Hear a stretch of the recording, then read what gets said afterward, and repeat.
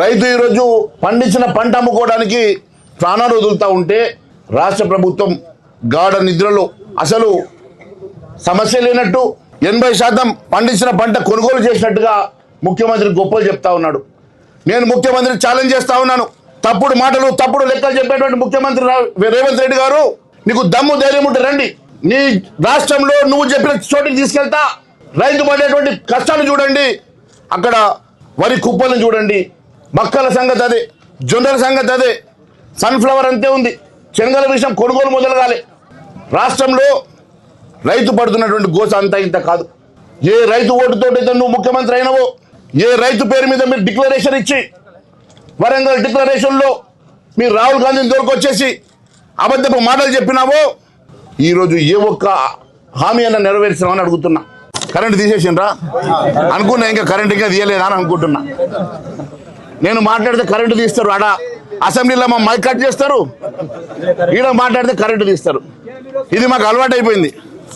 పంటలకు బీమా ఇస్తానని చెప్పేసి మోసం చేసిన మాట వాస్తవం కాదని అడుగుతున్నా. ధరణి పోర్టల్ రద్దు చేసి కొత్త రెవెన్యూ వ్యవస్థ తెస్తా అన్నావు, పోడు భూములకు మరి పట్టాలు ఇస్తామని చెప్పినావు, అనేక హామీలు ఇచ్చినావు కదా రేవంత్ రెడ్డి, అవన్నీ మర్చిపోయినావని అడుగుతా ఉన్నా. మరి ఈరోజు పంట నష్టపోతే రైతు ఎవరికి చెప్పుకోలేని పరిస్థితి. అధిక వర్షాల ద్వారా ఒకవైపు డ్రౌట్ ద్వారా పంట నష్టం జరిగితే పట్టించుకునే నాదుడు లేడు. ఫసల్ బీమా యోజన కేంద్ర ప్రభుత్వం అన్ని రాష్ట్రాల్లో అమలు చేస్తూ ఉంటే కనీసం ఫసల్ బీమాలో మీరు జాయిన్ కావాలన్నటువంటి ధ్యాస కూడా లేనటువంటి ప్రభుత్వం, రైతులను నిండుగా నిట్టేటా ముంచినటువంటి ప్రభుత్వం, ఇచ్చిన హామీ ఒక్కటి కూడా నెరవేర్చిన ప్రభుత్వం, ఏ రైతుల ఓట్లతోటో గద్దెనెక్కినవో ఆ రైతులను నట్టేటా ముంచినటువంటి ప్రభుత్వాన్ని ప్రశ్నిస్తా ఉన్నాం. ఎట్టి పరిస్థితుల్లో మీరు చివరి ధాన్యం కొనుగోలు చేసే వరకు, మీరు ఇచ్చిన మాట ప్రకారం చివరి ధాన్యం కొనుగోలు చేసే వరకు భారతీయ జనతా పార్టీ మీ మెడలు వంచుతుంది, మీ ఇదే రకంగా మిమ్మల్ని వెంబడిస్తుందని తెలియజేస్తా ఉన్నాను. మేము వస్తున్నామంటే లారీలు వస్తున్నాయట. నిన్న మేము అక్కడికి పరిగి వెళ్తే 30 లారీలు వచ్చినాయి. నిన్న గజ్వేల్ వెళ్తే కలెక్టర్ గారు నిలబడి దాదాపు 40 లారీలను కళ్ళ ముందర మరి లోడ్ చేయిస్తా ఉన్నారు. మరి మేము వస్తే లారీలు వస్తాయంటే, మేము వస్తే మీ ప్రభుత్వం కదులుతుందంటే, మేము వస్తే మీరు సంచులు ఇస్తారంటే, ప్రతి గ్రామం ప్రతి కళ్ళం తిరగడానికి భారతీయ జనతా పార్టీ శాసనసభ్యులం పార్లమెంట్ సభ్యులం సిద్ధంగా ఉన్నామని తెలియజేస్తా ఉన్నాను. మా భారతీయ జనతా పార్టీ నాయకులమందరం కలిసి వస్తాం, ప్రతి గ్రామం తిరుగుతాం.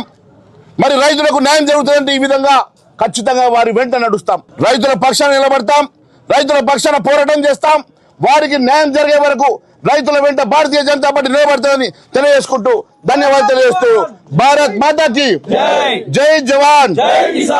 ఈ 6 గ్యారంటీలు ఏమైంది? 6 గ్యారంటీలకు చట్టబద్ధత ఏమైంది? చివరకు 420 హామీల సంగతి ఏమైందని అడుగుతా ఉన్నా. రైతు డిక్లరేషన్ ఇప్పుడే మీరు ప్రింట్ చేసినటువంటి రైతు డిక్లరేషన్ చూపిస్తా ఉన్నాను. నేను గుర్తు చేస్తా ఉన్నాను, రైతు డిక్లరేషన్ లో నువ్వు చెప్పిన రుణమాఫీ అందరికీ రాలేదు. ప్రతి ఎకరానికి సంవత్సరానికి 15,000 రూపాయలు ఇస్తా అన్నావు. రైతు బంధు వచ్చిందా? మరి నీ ఏ గ్రామంకి వెళ్ళి తీసుకెళ్తా, ఆ గ్రామంలో మరి రైతు బంధు నేను చేసినా అని చెప్పే ధైర్యం నీకున్నదా ముఖ్యమంత్రి గారు అని అడుగుతా ఉన్నా. కౌలు రైతులకు ఆర్థిక సాయం చేస్తాను, ఇప్పటి వరకు కౌలు రైతుల గురించి పట్టించుకున్నామని అడుగుతా ఉన్నా. అంతేకాదు వ్యవసాయ కూలీలకు 12,000 రూపాయలు ప్రతి సంవత్సరం ఇస్తాను. మరి వ్యవసాయ కూలీలకు 12,000 సంగతి మరి గుర్తున్నదని అడుగుతా ఉన్నా. అన్ని పంటలకు ఎంఎస్పీ ఇస్తారు, 10 పంటలు ఎంత కూడా ఇస్తావో కూడా చెప్పినావు. ఎంఎస్పీ పక్కన పెట్టండి, కనీసం కొనుగోలు కూడా చేయని పరిస్థితుల్లో ఈ రాష్ట్ర ప్రభుత్వం వైఫల్యం చెందిన మాట వాస్తవం కాదని అడుగుతా ఉన్నా.